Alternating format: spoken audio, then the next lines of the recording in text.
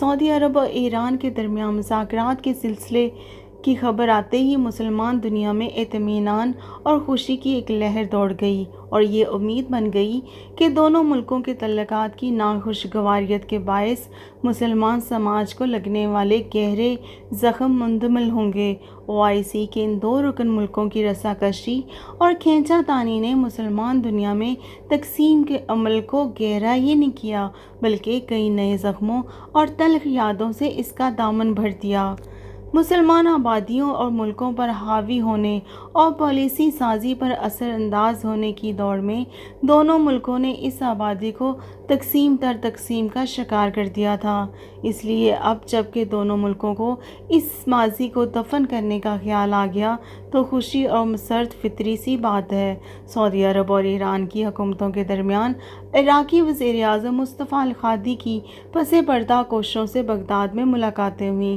سعودی عرب نے پہلے ان ملاقاتوں کی تردید کی جبکہ ایران نے خاموشی اختیار کیے رکھی۔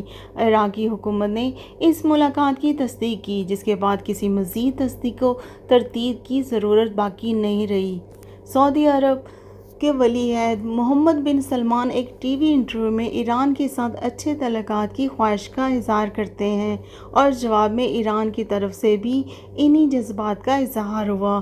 دونوں طرف سے ایک دوسرے پر عدم استحکام کے الزامات اور بالادستی کے طعنوں کے بغیر ہی اچھے تعلقات کے قیام کی خواہش کا اظہار تعلقات کی منجمد برف پگھلنے کا اشارہ سمجھا جا رہا ہے۔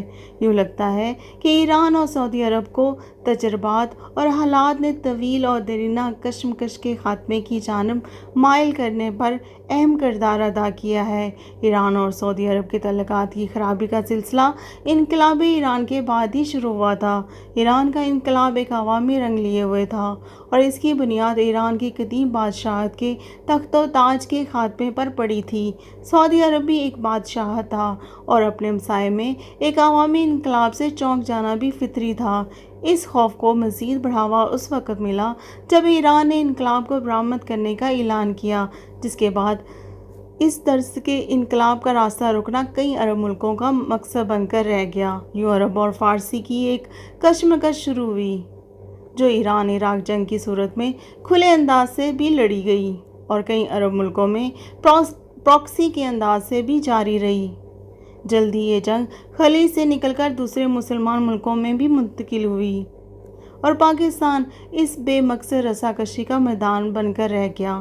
فرقہ واریت کا جن چہار سو تناتا پھرنے لگا، کئی مسلح شدت پسند گروپ قائم ہوئے، متنازع لٹریچر تقسیم ہونے لگا، تاریخ کے سارے قرض اور حساب پاکستان کی سرزمین پر چکائے جانے لگے۔ یوں لگا کہ دنیا کا سب سے بڑا مسئلہ ایران اور سعودی عرب کی کشمکش ہے۔ اس لڑائی میں پاکستان زخم ہوا۔ سینکڑوں لوگ جن میں دانشور، شاعر، ادیب، اسکالرز، اساتذہ شامل تھے اس تشدد کے نذر ہوئے۔ پاکستان نے اس جنگ کا اپنی حدود سے پرے رکھنے کی کوشش کی مگر کامیابی حاصل نہ ہو سکی۔ مگر اس پرشوب دور میں پاکستان کے لوگوں نے اس پراکسی جنگ کو عوامی بنانے سے ہر ممکن حد تک گریز کیا اور یوں ملک کسی بڑی خانہ جنگی کا شکار نہ ہوا۔ تشدد پھیلانے والے نفرتوں کے کاروباری معاشرے کا نشانہ زدہ طبقہ ہی رہا۔ جمہور نے بالغ نظری کا مظاہرہ کرتے ہوئے اپنا دامن اس کشمکش سے بچائے رکھا۔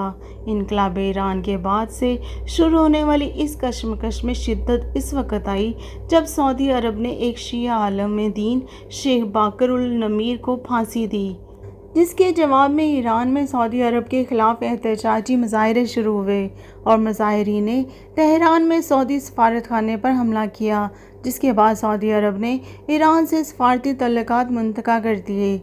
یمن اور شام کی جنگوں نے دونوں ملکوں کے تعلقات کو مزید خراب کیا۔ سعودی عرب ان ملکوں میں ایرانی دلچسپی کو اپنے گھیراؤ کے طور پر دیکھتا تھا جبکہ ایران ان ملکوں میں سعودی کردار اور سرگرمیوں کو خود کو یکو تنہا کرنے کی خواہش کا آئینہ دار جان کر جوابی حکمت عملی اپنائے رہا۔ ایران اور سعودی عرب کے تعلقات میں اچانک بہتری کے اثار میں بدلتے ہوئے حالات کا بھی دخل ہے۔ امریکہ میں ڈونلڈ ٹرمپ کی شکست سے پورا منظر نامہ ہی تبدیل ہو کر رہ گیا۔ ٹرمپ ایران مخالف جذبات کی بنیاد پر اسرائیل اور عرب دنیا میں مشترکہ خطرے اور مشترکہ دشمن کا احساس جاگزی کرنا چاہتے تھے۔ اس کشمکش اور تقسیم سے کئی مقاصد حاصل کیے جانے تھے، جن میں داخلی سیاسی ضرورتوں کا بھی دخل تھا۔ بدلتی ہوئی اس صورتحال میں سعودی عرب نے پاکستان کے ساتھ خراب ہوتے ہوئے حالات کو دوبارہ بہتر بنانے کے ساتھ ساتھ ایران کے ساتھ کشیدگی کو کم کرنے کا فیصلہ کیا۔ جو بھی ہو، مفاہمت کی اس کومپل کو ایک تناور درخت بننا چاہیے، کیونکہ اس ناچاکی نے مسلمان معاشروں کو جو گہرے گھاؤ لگائے ہیں وہ کسی حد تک منتمل ہوں اور خطے میں استحکام اور ترقی کا سفر جاری رہ سکے۔